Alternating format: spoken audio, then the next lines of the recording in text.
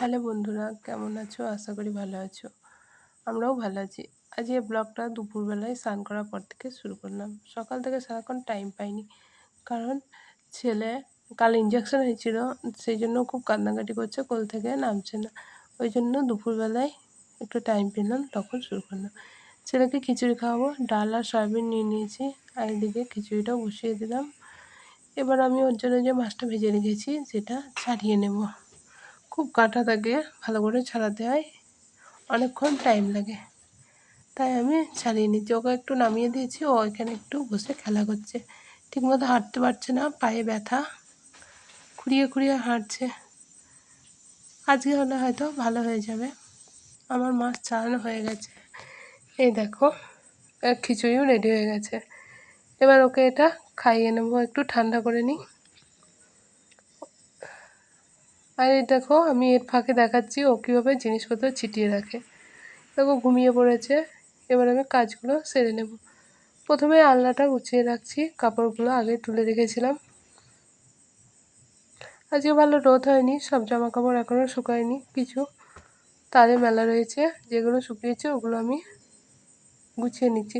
দেখো আমি আলনার নিচের দিকে কিছু রাখি না, কারণ আমার ছেলে যেটুকুনি নাগাল পাবে সব ফেলে দেবে। ওই জন্য আমি সবই উপরের দিকে গাদা করে রেখে দিই। ফেলে দিলে আবার গুছিয়ে তুলতে হবে, তার জন্য উপরে গাদা করে থাকাই ভালো। আর ওর জামা কাপড়গুলো আলাদা করে রাখছি। আমি আলনায় রাখি না, ছোটো জামা কাপড় পরে যাবে, আলাদাভাবেই রাখি, খোঁজার হবে না বলে।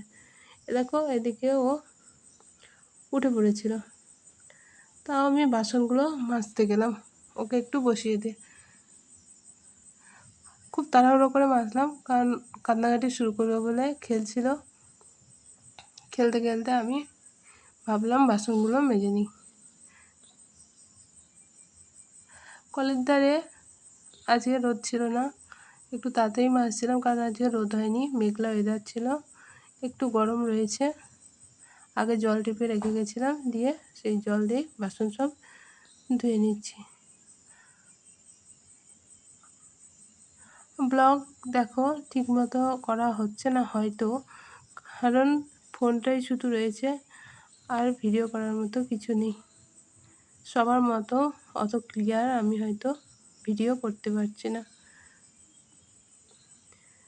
যদি সাকসেস হই তাহলে সব কিছু রেডি করে ভালো করে করার চেষ্টা করব। আগে বরকে তো দেখাই। এদিকে আমি ওকে দুধ খাওয়া বলে দুধটা বসিয়ে দিয়েছি, জলে বসিয়ে দিলাম ঠান্ডা করার জন্য। ছেলেকে পাশের বাড়িতে দিয়ে এসে আমি ঘরটা মুছে নিচ্ছি। আজ সকালে ঘর মোছা হয়নি, কারণ আগেই বললাম ছেলের কান্নাকাটি, সেই জন্য টাইম হয়নি। তাই আমি ভাবলাম বিকেলে মুছে নেব। গ্রামের বাড়ি খুবই ধুলো হয়, তাছাড়া আমাদের বাড়িতে চাষবাস রয়েছে, ঘর না মুছলে একদিন থাকা যায় না। সকালে টাইম না পেলেও আমি বিকেলে ঘর মুছে নিই। আর আমি ঘর হাত দিয়ে মুছি, লাঠি ব্যবহার করি না, কারণ আমার মনে হয় লাঠিতে ভালো ঘর মোছা হয় না। সব জায়গায় ঠিকমতো লাঠি পৌঁছোয় না, পরিষ্কারও ভালো হয় না। ওই জন্য হাত দিয়ে মোছারই চেষ্টা করি।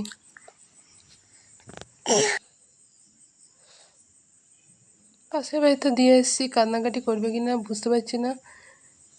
আমাদের মায়েদের ছোট বাচ্চাদের, বিশেষ করে মায়েদের ছেলে কে এর কাছে দিয়ে আসা, বা যখন সে ঘুমাবে সেই ঘুমের টাইমটুকুনি সব কাজ সেরে নেওয়া, এই হচ্ছে। আর নিজেদের ঘুম, খাওয়া দাওয়া এইসব তো ঠিকমতো হয়ই না। আমার বাড়িতে তো কেউ নেই, তোমরা তো সবাই জানো সেটা। সেই জন্য আমার একটু বেশি অসুবিধা হয়। আমি ছেলেকে ওর কাছে বেশি দিই না, কারণ বাচ্চা ছেলে কোথায় গিয়ে ঠিকমতো করে দেখবে, পড়ে টরে যাবে, তখন লাগবে। সেই জন্য বেশি নিজের কাছে রাখি। আজকে একটু যখন ও ভালো থাকে তখন আমি উঠোনেই ছেড়ে দিই, ও খেলা করে, আমি কাজ করে নিই।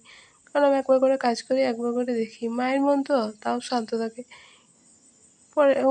পরের বাড়ি দিয়ে আসলে মনে হয় ওরা ঠিক করে দেখবে কি না, পড়ে যাবে কি না, লাগবে কি না বাচ্চা, এইসব আর কি। যাই হোক, সব মায়েদের হয়তো এইরকমই চিন্তা হয় তার বাচ্চার জন্য, আমারও সেটা হয়। আমার দেখো ঘর মোছা হয়ে গেছে, এবার আমি একটু ফ্রেশ হয়ে নেব ছেলে আসার আগেই।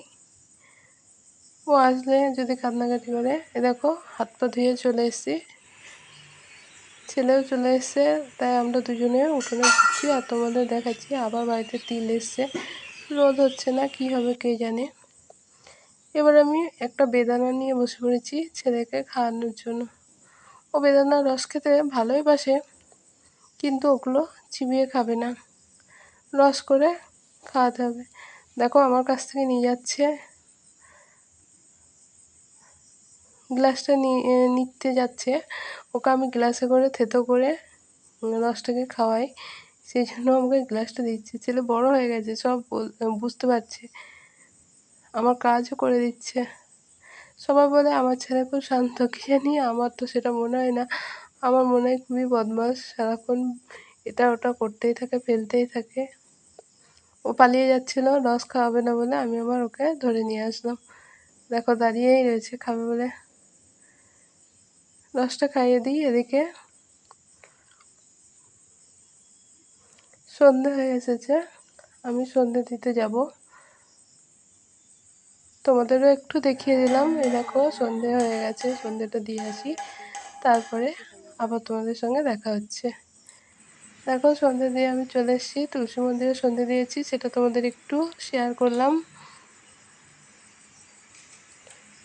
এবার আমি খাবো, তার জন্য কাঁচা বাদাম একটু ভেজে নিচ্ছি। মুড়ি দিয়ে কাঁচা বাদাম ভাজা খেতে খুবই ভালো লাগে। দুজনের জন্য নিয়েছি, ছেলে আলাদা জায়গায় নেবে, একসঙ্গে খাবে না। দেখো দেখো ওকে অল্প দিয়েছি বলে ও আমার কাছ থেকে তুলে তুলে ওর বাটিতে নিয়ে নিচ্ছে আর ছিটাচ্ছে।